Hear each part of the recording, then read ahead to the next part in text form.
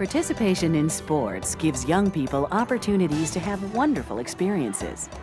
As members of a team or as lone competitors, young athletes learn valuable lessons that help them grow and develop as people and members of society.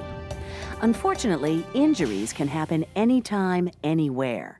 As a coach, athletic director, or volunteer, you do everything possible to prevent an injury while being prepared to deal with one. You should consider taking classes in CPR, basic first aid, and specialized coaches training if available in your area. When an injury does occur, you need to assess the situation and know immediately if more help is needed.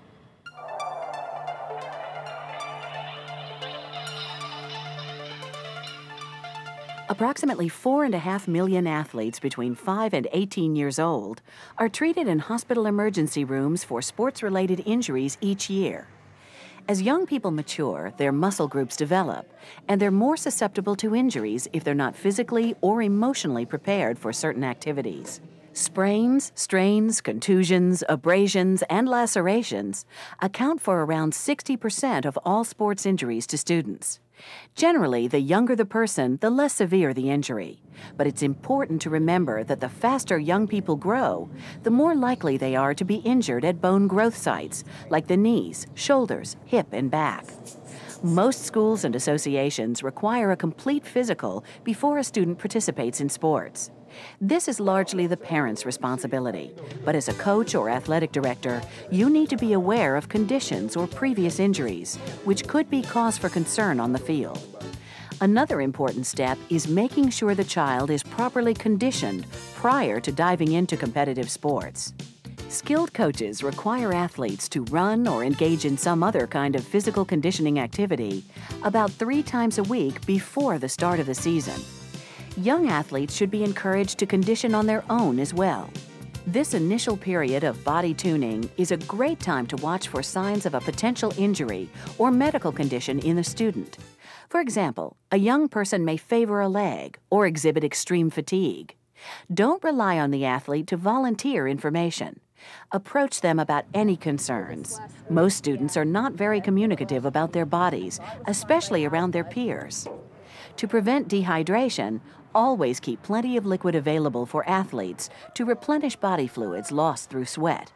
A proper warm-up is more important for students participating in sports than it is for adults. For young athletes going through growth spurts, tight muscles and tendons need to be loosened prior to playing any sport. Before any game or practice, a typical warm-up lasts about 15 minutes. Mild aerobic exercises like jumping jacks are sometimes followed by sport-specific activities like shooting a basketball or catching and throwing a baseball. It's also necessary to focus on major muscle groups. Stretch leg, torso, arm, and neck muscles. If a student takes a break, an experienced coach insists on about 5 minutes warm-up before rejoining the competition. A cool-down period following play or practice is also recommended.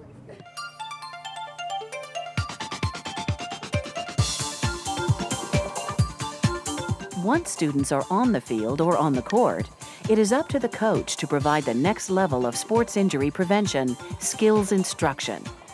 Consider how much skill it takes for a young person to handle a ball with a lacrosse stick and avoid hitting another player, or a soccer player to attack the ball aggressively without hurting someone else. Focused and sometimes individualized skill instruction by a coach can help students gain better coordination and control. Fast-moving limbs and plenty of action are part of most sports games. Rules are set for both fairness and safety. Any sport can become a dangerous game when fast-moving players and objects make contact with one another. Recognize fouls and use penalties to show young athletes how to play respectfully and safely. For instance, it's dangerous and against the rules in football to spear. That's when a young player tackles another player with his head down. Younger, inexperienced players may need tighter rules so less coordinated players don't hurt one another.